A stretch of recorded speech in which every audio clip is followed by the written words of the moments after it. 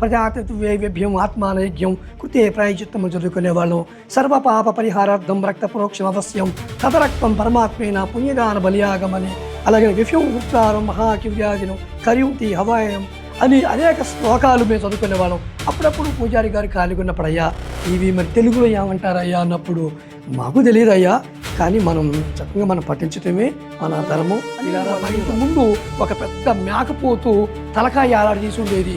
నీ చిన్నపడిగేవాడు అమ్మ ఎందుకు ఇట్లా మేకపోతూ కొమ్ములు తిరిగి ఉన్నాయి, దీని తలకాయ ఏలాడి తీసారంటే మాకు మైసమ్మ ఉండేదట. ఇలారా మాకు మైసమ్మ ఉండేది, మైసమ్మ గాడ కూర్చిన యాట తల మా గుమ్మాన్ని కట్టేవాళ్ళు.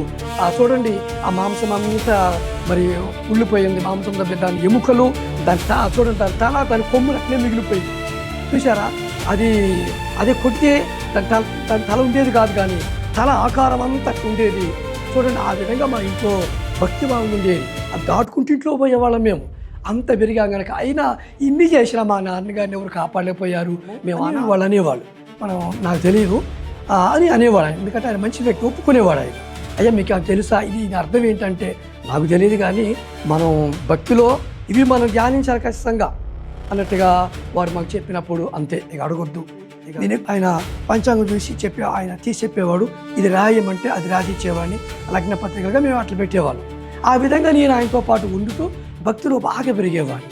అనేక రకాల ఆ శివపురాణం తీసుకొచ్చింది సత్యవతి గారట, ఆమె తీసుకొచ్చిందంట అయ్యా అన్నప్పుడు, అవునా అయ్యా మీ ఊరు నేను చాలా సంవత్సరాలు బట్టి నేను సువార్తకు వస్తున్నాను, కానీ ఎవ్వరు మీ ఊరిలో మారలేదు, ప్రభువే నిన్ను ఇక్కడికి నడిపించిండు బాబు, ప్రభు నీతో మాట్లాడాడు, ధైర్యంగా ఉండు, యేసయ్యే నీకు సాయం చేస్తాడు. ఎక్కువగా ఫస్ట్ నుంచి పూజలు బాగా చేసేవాడు, నేను భక్తి బాగా చేసేవాడిని.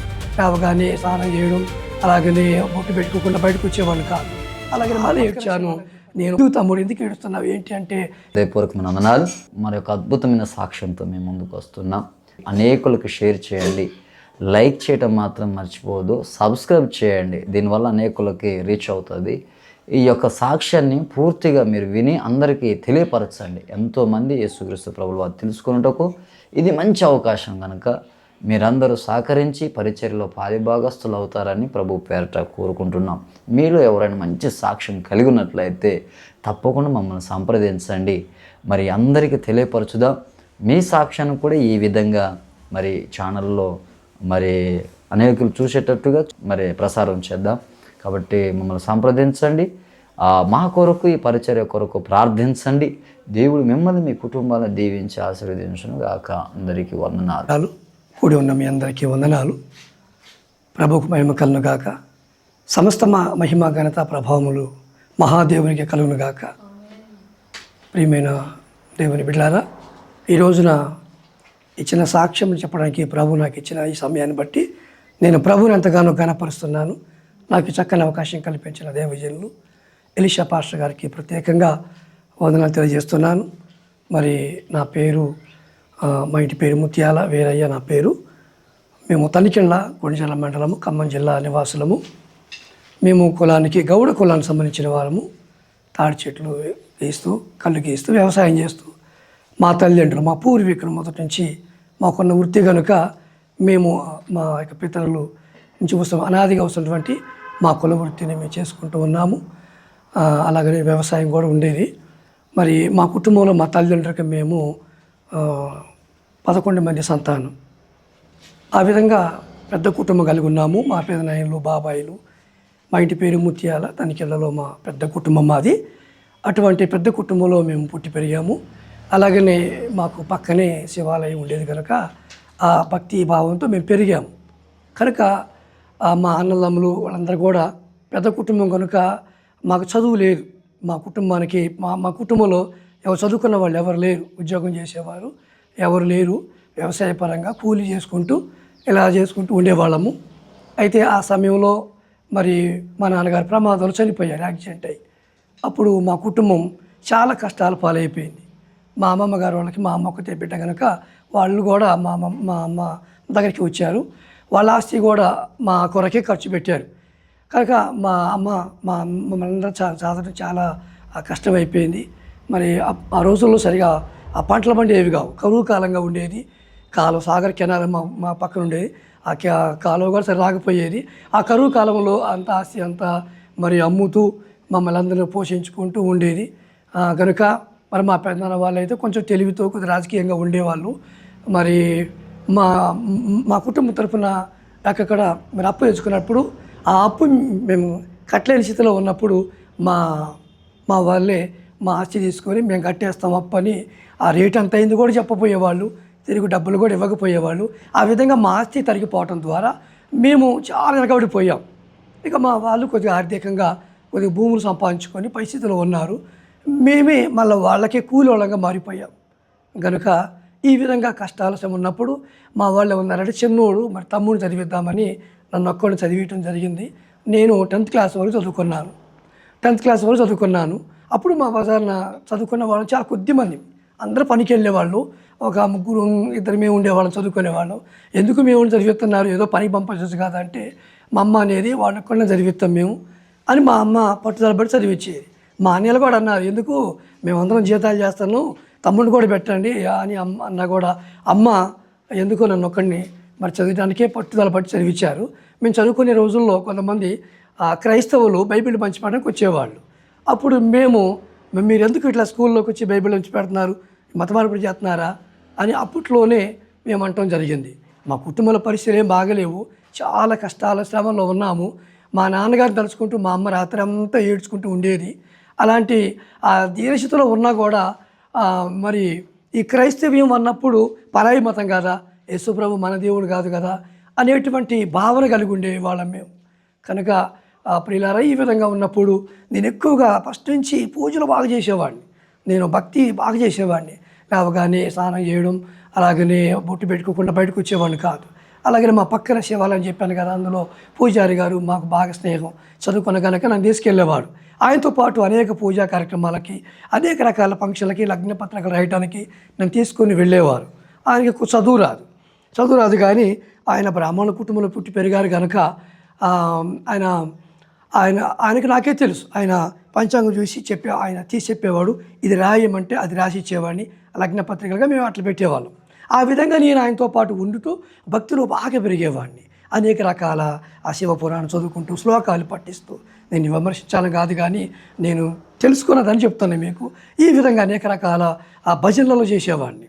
రామాయణం అనేటువంటి ఆర్టికల్లో ఊరిమిళాకి కూడా నేను ఒక పాత్ర వేశాను.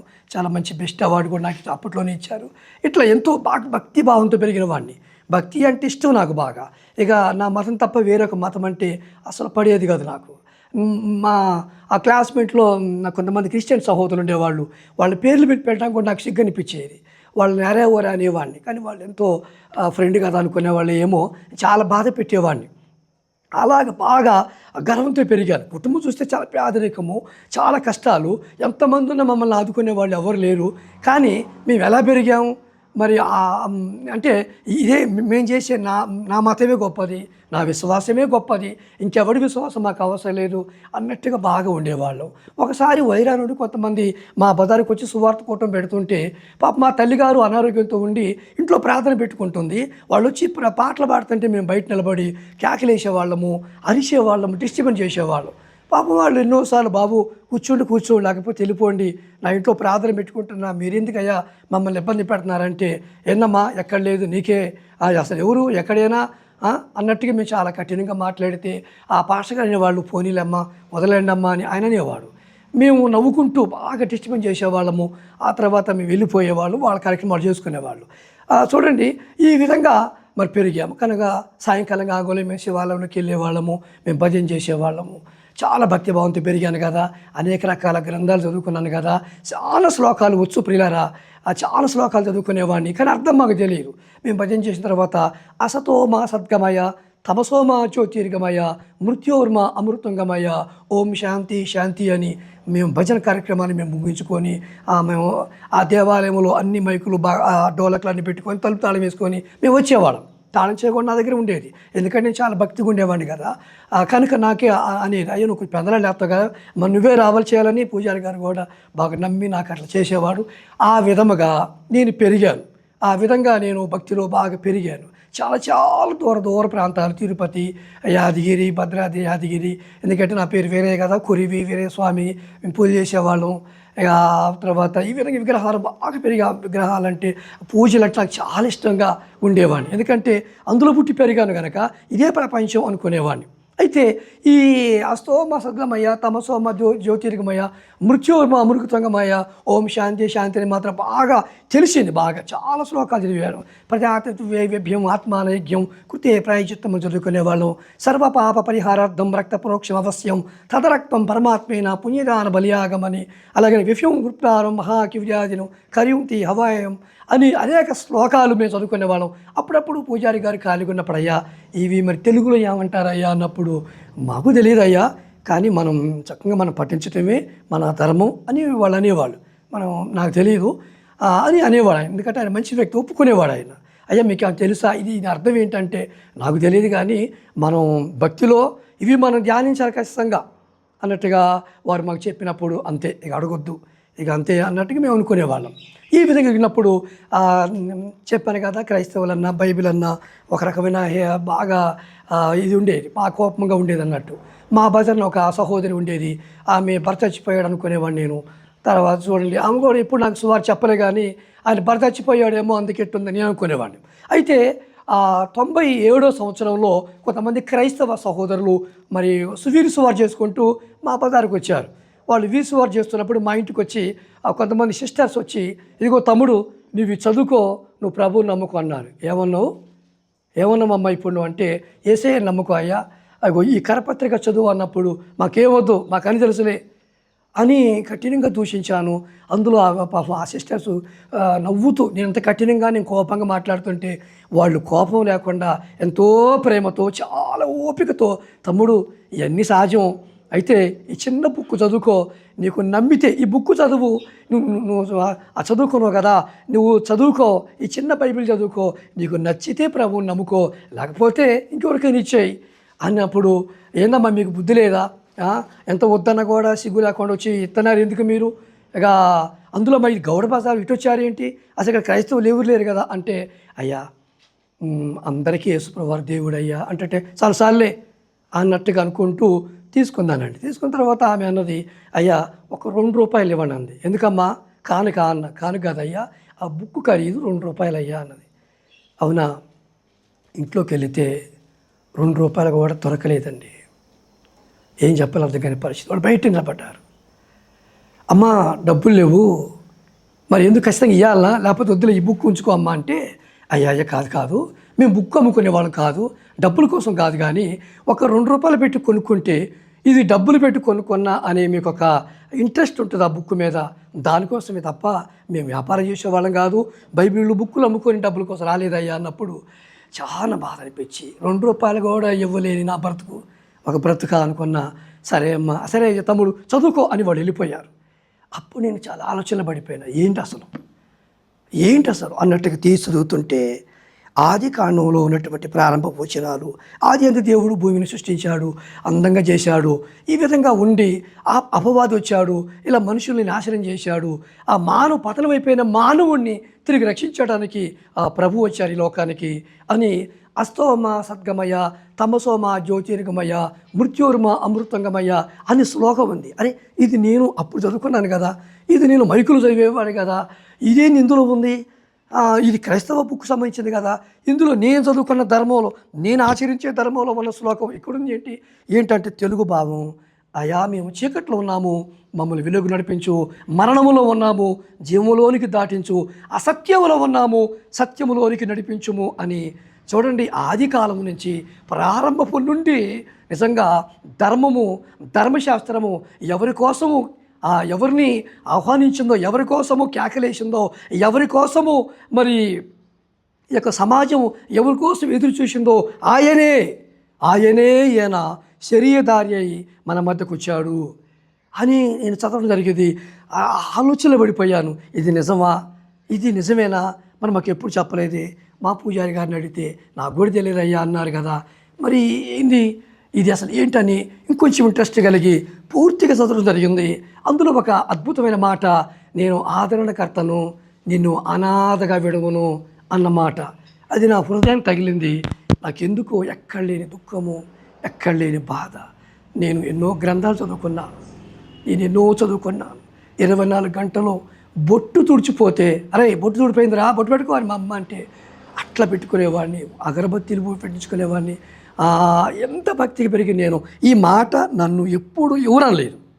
నేను నమ్మిన వారిలో, నేను ప్రాణంగా ప్రేమించిన వారిలో, నేను ఎత్తుకొని ఊరేగినటువంటి వాళ్ళల్లో ఎవరి మాట పలకలేదే. నేను ఆదరణకర్తను, నిన్ను అనాథగా విడవను అని నేను అనుకున్నప్పుడు, నేను తండ్రి లేని వాడిని, నేను ఒక అనాథని, ఆస్తుపాస్తు లేని వాళ్ళం, మేము ఒక అనాథలము అని మా అమ్మ ఏడ్చిన ఏడుపు గుర్తొచ్చేది. మనం అనాథలము, మనకు దిక్కు లేదు, తలంత బలగం ఉన్న ఎవ్వరు కూడా మమ్మల్ని ఆదరించలేదు. పెద్ద కుటుంబం, తమ్ముడు చచ్చిపోయిండు, వాడి పిల్లలు బతకడం కోసం మనం సాయం చేద్దామన్న ఆలోచన మా పెద్దనాన్న వాళ్ళకి ఎవరికి లేదు. కానీ మేము ఒక శాపగ్రస్తులాగా అనుకున్నారు వాళ్ళు. ఎందుకంటే 11 మందిని అన్నాడు, వాడు చచ్చిండు, మరి వీళ్ళు దరిద్రులు అన్నట్టుగా మా వాళ్ళు మమ్మల్ని అన్నారు తప్ప, మరి మాకు అప్పు ఉన్నప్పుడు అప్పులు వాళ్ళు వచ్చి అప్పు ఇస్తారా, భూమి ఇస్తారా అంటే మరి మేము ఉన్నవలే అప్పు కడతారు అనకుండా మా ఆస్తి అంతా మా వాళ్ళు తీసుకొని మేము అప్పు కట్టేసాం, వాడు మిమ్మల్ని అడగలే అన్నారు. అసలు అంత రేటు భూమి డబ్బులు తిరిగి వస్తాయా రావా అని మా అమ్మ అడగలే. మా అమ్మ పిచ్చిది, చదువు లేదు, తెలివి తక్కువది కనుక మమ్మల్ని అలా మోసం చేశారే, ఒక్కళ్ళన్నా మమ్మల్ని కాపాడలేదు కదా అనుకున్నాం. పిల్లారా, మా ఇంటి ముందు ఒక పెద్ద మేకపోతు తలకాయ ఏలాడి తీసి ఉండేది. నేను చిన్నప్పుడు అడిగేవాడిని, అమ్మ ఎందుకు ఇట్లా మేకపోతూ కొమ్ములు తిరిగి ఉన్నాయి, దీన్ని తలకాయ ఏలాడి తీశారంటే మాకు మైసమ్మ ఉండేదట. పిల్లారా, మాకు మైసమ్మ ఉండేది. మైసమ్మ గాడ కోసిన యాట తల మా గుమ్మాన్ని కట్టేవాళ్ళు. చూడండి, ఆ మాంసం అంతా మరి ఉళ్ళిపోయింది, మాంసం దాని ఎముకలు, చూడండి దాని తల, దాని కొమ్ములు అట్నే మిగిలిపోయింది. చూసారా, అదే కొట్టితే దాని తల ఉండేది కాదు, కానీ తల ఆకారం అంతా అట్లా ఉండేది. చూడండి, ఆ విధంగా మా ఇంట్లో భక్తిభావం ఉండేది. అది దాటుకుంటూ ఇంట్లో పోయేవాళ్ళం మేము. అంత పెరిగాం కనుక. అయినా ఇన్ని చేసినా మా నాన్నగారిని ఎవరు కాపాడలేకపోయారు, మేము అనాథలం అయిపోయాం కదా అని నాకు ఆ చిన్న బైబిల్ మీద పూర్తి ఇంట్రెస్ట్ కలిగింది. అప్పుడు చూడండి, యేసుప్రభువు వారు మన కొరకు మరణించారు అన్నది. సర్వపాప పరిహారార్థం రక్తప్రోక్షమవశ్యం తదరక్తం పరమాత్మేన పుణ్యదాన బలియాగం అని ఉంది. దాని శ్లోకం తెలుగులో చూడండి, ఇదిగో సర్వ మానవుల యొక్క పాపమును తొలగించడానికే, పాపము లేని దేవుడు, ఈ లోక సంబంధి కాని దేవుడు పరమనుడి దిగి వచ్చాడు, ఆయనే యేసు అని తెలుగులో అర్థం రాసి ఉండటము. ఆ శ్లోకం ఇదివరకే నేను దేవాలయంలో చదువుకోవటం నాకు బాగా కంఠస్థం కనుక దీని అర్థం కూడా నన్ను మరింత బలపరిచింది. నాకు తెలియకుండా 25 సంవత్సరాలు ఏ లోకంలో జీవించానో, నాకు తెలియకుండా 25 ఏండ్లు ఎవరికి సేవ చేశానో, నిజంగా మరి వాళ్ళల్లో ఎవరిలో ఈ అవతారం నెరవేరలేదు. కానీ ఆయన ఈ యేసుగా నేను ఆ సత్యం తెలుసుకున్నప్పుడు బాగా ఏడ్చాను. 25 సంవత్సరాలు మా కుటుంబం ఎంతో శాపంగా ఉంది అని నేను బాగా ఏడుస్తున్నప్పుడు, ఎందుకు ఏడుస్తున్నారా అని మా అమ్మ అనేది, ఏం లేదులే అమ్మ అనేవాడిని. ఎందుకంటే మా ఇంట్లో నాకు ఏడటం తెలియదు కదా, అట్లా చదివించారు వాళ్ళు కనుక ఆ విధంగా అనేవాడిని. నా మనసు మారిపోయింది, నా హృదయం మారింది. 25 సంవత్సరాలు నేను ఎన్నో పూజలు తిరస్కారం, ఎన్నో తీర్థయాత్రలు చేసిన నా మార్పు లేదు. త్రాగటం మానలేదు, అలాగనే పాపం చేయటం మానలేదు. కానీ భక్తే, పూజే ఉండేది. కానీ ఎందుకో ఈ యొక్క దేవుని చిన్న బైబిల్ చదువుతున్న దగ్గర నుంచి నాలో తెలియకుండానే నాలో ఒక నూతన, ఒక కొత్త మనసులాగా అనిపిస్తుంది. చాలా ప్రత్యేకంగా అనిపిస్తుంది. ఇక శివాలయంకి వెళ్ళటం తక్కువ చేశాను. ఆయన పిలిచేవాడు, ఏంటి రావట్లేదు ఏంటి, నువ్వు నాలో వచ్చేవాడు రావట్లేదు ఏంటి అంటే, వస్తాయా అనేవాడిని. మెల్లమెల్లగా దూరం అయ్యాను. ఇది చెప్పట్లే ఆయనకి, నేను అలా చదువుకున్నాను, నాకు ఎలా ఒక విశ్వాసం కలుగుతుందని చెప్పలేదు. కానీ భయపడ్డాను చెప్పడం, ఎందుకంటే వాళ్ళ ఇంట్లో పెరిగాను కదా, వాళ్ళ ఇంట్లో కొడుకులాగా ఉన్నాను కదా, చెప్పలేదు. అలా కొంతకాలం దాచిపెట్టిన తర్వాత ఈ విధంగా నేను ఉన్నాను. ప్రియమైన దేవుని బిడ్డలారా, యేసుప్రభువు వారి ఫోటో కొనుక్కొచ్చుకొని అగరబత్తీలు ముట్టించుకొని దేవతలందరికీ లాగా అని నేను అందరి దేవుళ్ళ ఫోటోల దగ్గర అందరికీ అగరబత్తీలు వెలిగించాను. యేసుప్రభువు వారు కూడా గొప్ప దేవుడే అని ఒక అగరబత్తి పెట్టించాను. నేను చెప్పాను కదా, బొట్టు గాజులు లేని ఒక సహోదరి మా ఇంటి ముందు వెళ్తూ ఉంటారని. ఆమె చూసింది, వచ్చి చూశాను. ఎందుకు వచ్చిందంటే, నేను ఒక పాట పాడతాను. ఏం పాట అంటే, వస్తాడు నా రాజు అని సినిమా పాట టైపులో ఉన్న క్రిస్టియన్ పాట. వస్తాడు నా రాజు అనే పాట పాడుతున్నప్పుడు నేను ఒక పళ్ళెం కొట్టుకుంటూ పాడుతున్నప్పుడు ఆ సహోదరి వచ్చి అబ్బాయి అని తలుపు కొడుతూ కొంచెం తలుపు దగ్గర నెడితే ఒక్కనే ఉన్నా. పాటలు పాడుకుంటున్నా. నా చిన్న బైబిల్ ముందు పెట్టుకున్నా. ఏం చేస్తాను అంటే నేను పూజ చేసుకుంటున్నా. పూజ చూస్తే అందరు దేవుళ్ళు యేసుప్రభు ఫోటో ఉంది. ఇదేంది మీ ఇంట్లో యేసుప్రభు ఫోటో ఉంది ఏంది, మీ ఇంట్లో మీరు ఎవరు నమ్ముకోలే కదా అంటే, వదిన నేను ఈ మధ్య నాకు కొంచెం నమ్మకం కలిగింది కనుక నేను ఆయనకు కూడా పూజ చేస్తున్నా, ఇదిగో ఇది ఒక పాట కూడా దొరికింది నాకు అన్నప్పుడు ఆమె చదువు రాదు. ఆమె ఏమందంటే, అయ్యా నువ్వు యేసుప్రభు గురించి పూర్తి తెలుసుకోవడానికి నేను చర్చికి వెళ్తుంటాను, ఆదివారం నేను తీసుకెళ్తాను, మరి రమ్మన్నప్పుడు అమ్మ చర్చికి నేను రాను, మా వాళ్ళు అనుకుంటారు నేను ఊకోరు, నేను రాను అన్నప్పుడు ఏం కాదు ఒక్క వారం రా, నచ్చితే రా లేకపోతే నచ్చకపోతే ఇంట్లో ఉండు అన్నప్పుడు ఒక్క వారం నేను వెళ్ళాను. నేను ఒక వారం వెళ్ళిన తర్వాత ఆ దైవజనుడు ఆయన వాక్యం చెప్పారు. శిలువ ధ్యానం చేస్తున్నప్పుడు నాకు గుండెలు పగిలిపోయాయి, కన్నీరు మున్నడిగా ఏడ్చాను. మొదటి రోజే మొదటి ప్రసంగం ద్వారా నేను పాపినని గుర్తించాను. నాలో ఉన్న నా పాపం తీసివేయటానికే యేసుప్రభు వారు వచ్చారు. యేసుప్రభు వారు కలవరి శిలువలో ఆయన మేకులతో కొట్టబడారు, రక్తం చిందించారు, ప్రాణం అర్పించాడు, ఆయన తిరిగి లేచాడు అని ఆయన చివరి మాటలుగా చెబుతున్నప్పుడు చాలా ఏడ్చాను.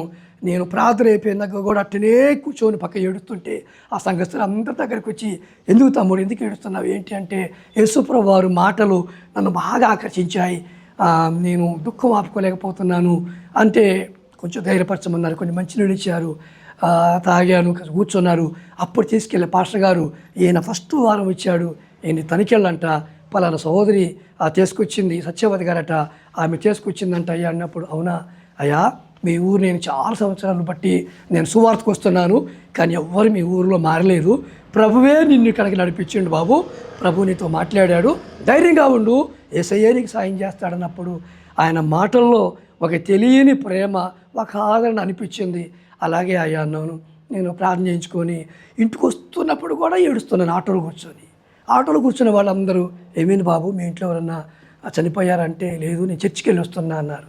చర్చికి వెళ్ళిస్తే ఏడవలనా అంటే, ఎందుకో తెలియదు, అక్కడ స్టార్ట్ అయిన దుఃఖం నాకు ఆగట్లేదు అన్నాను. ఇంటికి వచ్చిన నా భార్యతోటి చెప్పి, అప్పటికి చిన్న పిల్లవాడు మా పిల్లగాడు, ఆ బాబు పుట్టి సంవత్సరం పిల్లవాడే, 9 నెలల ఆ సంవత్సరం వెళ్ళిపోక మునిపి ఉప్పలమ్మ పెట్టుకొని మేము ఉప్పలమ్మ గుడి కట్టుకొని అక్కడ పుట్టేరు తీసాం. కొద్ది రోజుల్లోనే ఇట్లా జరిగింది. నేను చర్చికి వెళ్ళానంటే, చర్చికి ఎందుకు వెళ్ళావు, ఎవరు తీసుకెళ్ళారు, ఎట్లా పోయామంటే, ఇట్లా తెలిసిన అట్లా వదిన వాళ్ళు చర్చికి వెళ్తున్నారు, నేను వెళ్ళాను. మనకి దేవుళ్ళు ఉన్నారు కదా, మొన్నే కదా ఉప్పలమ్మ పెట్టింది, బాబు పుట్టింటికి వెళ్ళేసాం కదా, మన బంధువులందరూ అనుకుంటారు, అట్లా వెళ్ళావు అంటే, నాకెందుకో నాకు ఆ దేవుణ్ణి నాకు బాగా నాకు ఆ ప్రభువు నాకు నచ్చాడు, ప్రభువుని నమ్ముకుంటున్నాను అన్నారు. నీ ఇష్టం, నేనైతే రాలేను, మా అమ్మోడు ఊకోరు అని అన్నది. మా సొంత మేనగోడలే నేను చేసుకుంది. అయితే ఈ విధంగా ప్రభు నన్ను ప్రేమించి తన కృపచేత బలపరిచారు. మధ్యలో ఒక వారం పాస్టర్ గారు వచ్చారు. నా భార్య ఇంటి నుంచి బయటికి రావట్లే, అమ్మ నువ్వు కూడా రా పాస్టర్ గారు ప్రార్థన చేయించుకో అంటే కష్టంగా వచ్చింది. చిన్న బాబు ఉన్నాడు. ఆ పాస్టర్ గారు ప్రేమతో మా బాబుని ఎత్తుకొని మా బాబుని ముద్దాడాడు. అప్పుడు నేను అనుకున్నా, నేను ఎవరో మనకు తెలియదు, మన బాబుని ఎత్తుకొని ముద్దు పెట్టుకుంటున్నాడు, ఏంటి అసలు ఇంత ప్రేమ అనుకున్నాము. చూసారా ఇంత ప్రేమ ఏంటి అనుకున్నాను. ఆ విధంగా ప్రియమైన సంగపడ్లారా, నా భార్య అక్కడ నిలబడింది, కానీ ఆమె ఎందుకో సంతోషం లేదు. ఇష్టంగానే ప్రార్థన చేయించుకుంది. మా అమ్మ చుట్ట దాక్కుంటూ కూర్చుంది అక్కడ. అమ్మ నువ్వు కూడా రామ్మా ప్రార్థన చేయించుకుందు అంటే, నేను రానులే, నేను చుడదాగుతాను, నేను రానులే అంది. పాస్టర్ గారు అన్నారు, పర్లేదమ్మా నువ్వు రా అంటే, అప్పుడు అమ్మ వచ్చి ప్రార్థన చేయించుకుంది. అమ్మ కూడా. ఇక ఆదివారం ఇప్పుడు చేద్దా అని చాలా ఆసక్తి ఉన్నాను. అయితే నా భార్య హృదయం చాలా కఠినమైపోయింది. వాళ్ళ అమ్మోళ్ళకి చెప్పింది అట్టింది, వాళ్ళ అన్నయ్య వద్దండి అట్టింది. ఆమె చాలా కఠినంగా ఉంది. ఆదివారం ఎప్పుడు వస్తాం చూస్తున్నా, ఆదివారం లేచి స్నానం చేసి ఆ బట్టలు కట్టుకొని మనం ఈరోజు చర్చికి వెళ్ళాలంటే, అదేంది అంత హుషారుగా పోతాను ఏంది, నేను రాను, అయినా మా అన్నయ్య వద్దన్నాడు, నువ్వు పోతే పో అన్నది. అదేంది అట్లా అమ్మ రా పోదాందా, అప్పుడు నేను కళ్ళు తాగేవాడిని, మందు తాగేవాడిని, సినిమాకి వెళ్ళేవాడిని, అవన్నీ మానేసుకుంటా, నిన్ను తట్టను, నిన్ను కొట్టను, ఇదివరకు బాగా కొట్టేవాడిని కదా, నిన్ను వద్దని అనుకునేవాడిని కదా, ఇప్పట్లో చేయను, నువ్వు రా అంటే, నువ్వు వద్దన్నా పర్లే కానీ నేను రాను అని ఆ కఠినంగా చెప్పడం జరిగింది. ఏడ్చుకుంటూ వెళ్ళాను ఒక్కడిని. ఆ వారం వెళ్ళి మళ్ళీ 2వ వారం బాగా ప్రార్థన చేసుకుంటున్నా. ప్రభు దైవజనుడితో మాట్లాడారు, నీ వాళ్ళందరినీ నేను రక్షించుకుంటాను, నీ వారందరూ నా సన్నిధిలో ఉంటారు అని ఆ రోజు వాక్యం చెబుతుంటే నాకు అప్పుడు బైబిల్ కూడా లేదు. ఇది బాగుంది, నా వాళ్ళందరూ వస్తారంట, నా వాళ్ళందరూ మారతారంట అని ఇంకొంచెం బలం అనిపించింది. ఇక నా ఆనందానికి హద్దులు లేవు, చాలా హుషారుగా ఆనందంగా ఉన్నాను.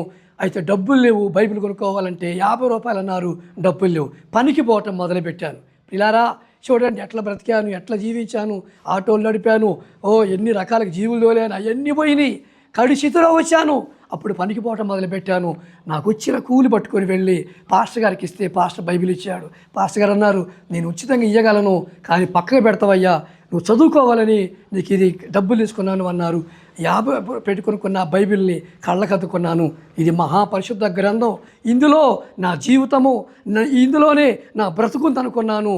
ప్రియులారా గమనించండి, నేను ఎన్నో నిజంగా చదువుకొని ఇంటర్మీడియట్ వరకు చదువుకున్నాను, కానీ నిజంగా ఏ పుస్తకాల్లో లేని సమాధానం, ఎక్కడ దొరకని పరిష్కారం నాకు బైబిల్లో దొరికిద్ది అని నేను విశ్వసించాను. ప్రతిరోజు బైబిల్ వేశాను. ఆది కాలం ఇది నాకు అర్థం కావట్లేదు, కొంచెం చదవటం నాకు అర్థం కావట్లేదు అని బంద్ చేశాను. మళ్ళీ అడిగా నాకు అర్థం కావట్లేదు అంటే కొత్త నిబంధన చదువుకో బాబు అన్నారు. కొత్త నిబంధన చదివాను. ఈ విధంగా ఎదుగుతూ ఉండగా ఇక నా భార్యకు దేవుడు దర్శనం వచ్చారట. 5 తెల్లని వస్త్రాలు వేసుకొని వచ్చి, బ్యాగులు వేసుకొని వచ్చి, ఇక్కడ ముత్యాల వేరే ఇల్లు ఇదేనా అంటే, నా భర్తే లోనికి రండి అన్నదట. అమ్మా నువ్వు మమ్మల్ని పిలవట్లేదు కానీ మేము మిమ్మల్ని ప్రేమిస్తున్నామని వాళ్ళు అన్నారట. మీరు ఎవరండి, ఎవరు మీరి, మా చుట్టాలు ఎవరు ఇట్లా లేరు కదా అంటే వాళ్ళు నవ్వారంట. ఆ విధంగా మెలకు వచ్చింది. ఇట్లా వచ్చిందంటే దేవుడి మమ్మల్ని దర్శించాడు, ఎప్పటికైనా రా అమ్మాయి అంటే అప్పుడు నా భార్య నాతో పాటు చర్చ్ రావడం మొదలుపెట్టింది. ఇక మా అన్నయ్యలు చెప్పారు కదా, మా అక్కలు ఉన్నారు కదా, వాళ్ళంతా హిందువులు. అమ్మ వాడికి దేవుడు పిచ్చి పట్టింది, నువ్వు వాడితో ఉండబాకు అని అంటుంది. అయితే అమ్మ ఏంటంటే చిన్న కొడుకుని కనుక నాతోటి ఉండేది.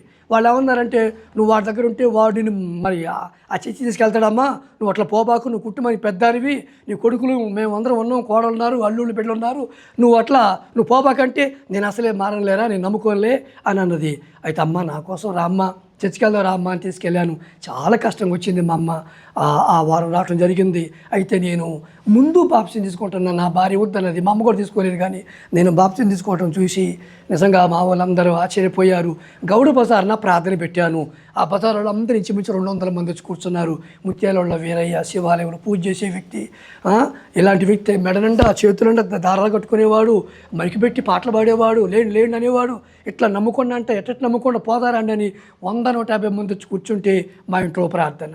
మేము 30 మంది కోసం మేము భోజనం వండిను. 100 మంది 150 మంది వచ్చి కూర్చున్నారు. పాస్టర్ గారు అన్నారు, అయ్యా ఎట్లా ఇంతమంది జనం వచ్చారు, పెట్టగలవా అంటే నేను పెట్టలేనయ్యా అన్న. చూడండి ప్రియులారా, అసలు అంతమందికి కొని భోజనం పెట్టలేకపోయాను.